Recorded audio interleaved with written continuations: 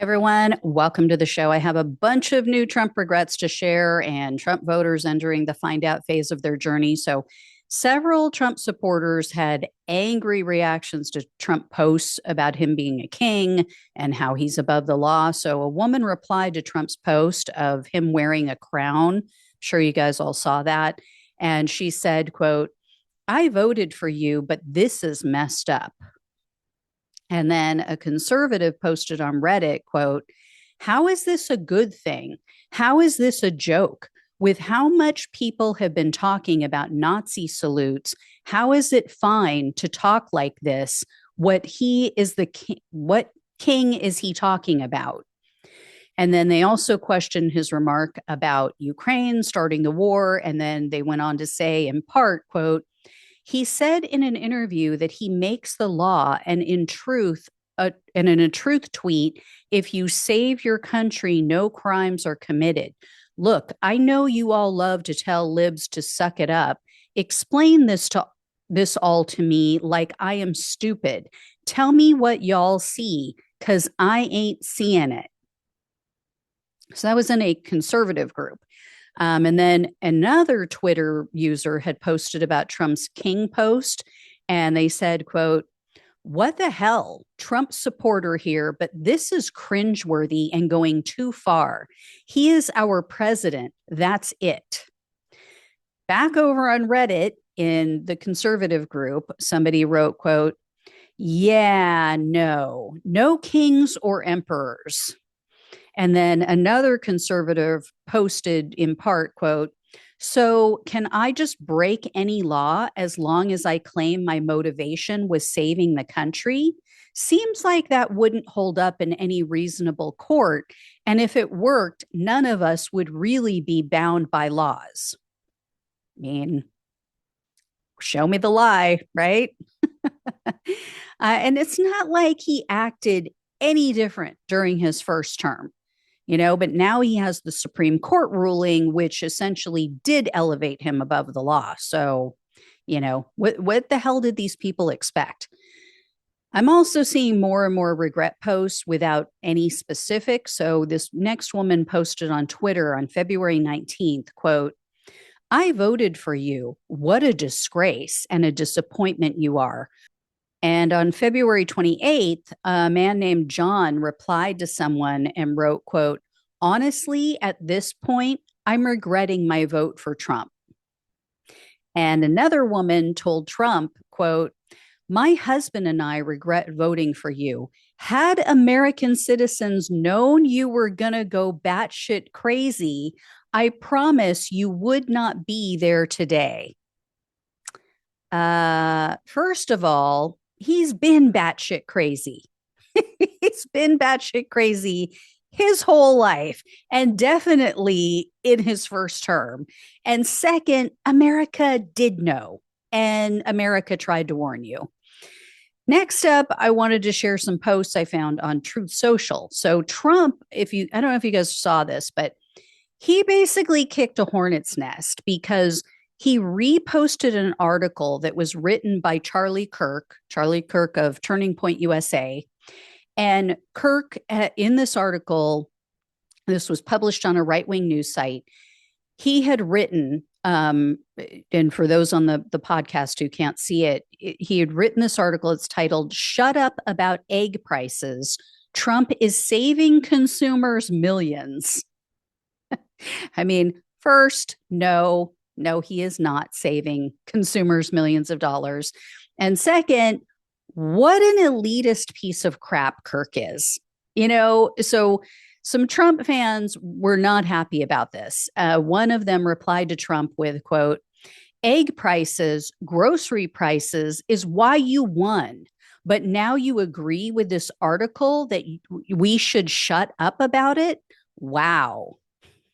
And then another man tagged both Trump and Charlie Kirk, and he said, quote, "Fuck at Charlie Kirk. People are struggling and he's raking in shill checks." And then a woman responded with, quote, "Pardon me, Kirk? Where? Where's your boyfriend, Newscum, dumb fuck?" So obviously referring to the interview that Gavin Newsom did with Charlie Kirk.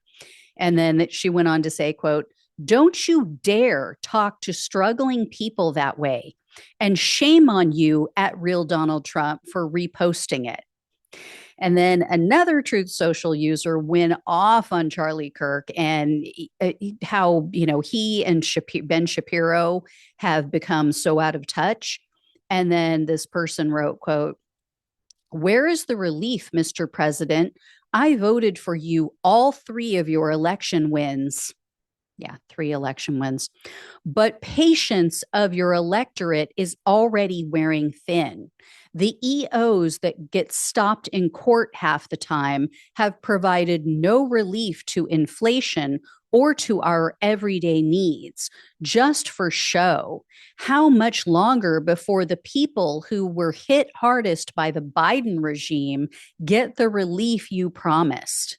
You're a businessman. Results are expected in that world, and you got them there. Now we expect those from you." Again, they don't add in any punctuation, so I'm trying to read through this as best I can. Anyway, they went on to say, quote, "Poll numbers don't feed your constituents." It cracks me up. His supporters still believe that he was a successful businessman. This next one was also very funny. Someone replied with, quote, "I haven't seen any savings yet. I'm not worried about eggs because I have my own chickens, but gas and anything at the store is still high, and still no Epstein list." Yeah, you're never getting that Epstein list, MAGA, just so you know. And you guys know why. You just don't want to admit it. Anyway, I also wanted to share some details from a New York Times article. A journalist met and talked with 2 Hispanic men. This was really fascinating. One of them is named Aldair. He came to the U.S. in 1993. He has since become a U.S. citizen. However, Aldair said that he was very concerned about what's going on in the U.S., and he now carries a photo of his passport in case he's stopped. So he knows he's not safe. And Aldair said he's also really worried about his undocumented siblings. He has 2 siblings in the U.S. who are not documented. The other man that this journalist met with is named Jose. He came to the U.S. 10 years ago.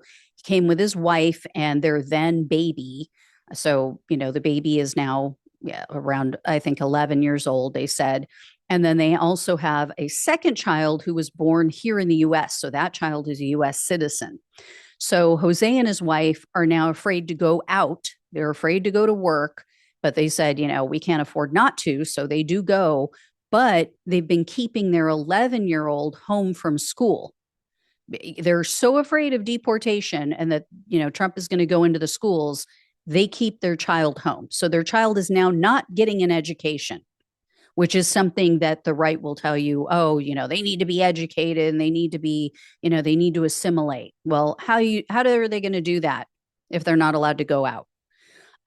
So still, given all of this, both of these men are still Trump supporters. So Aldair, because he's a U.S. citizen, he voted for Trump. And Jose said that Trump is, quote, or he has courage. Yeah.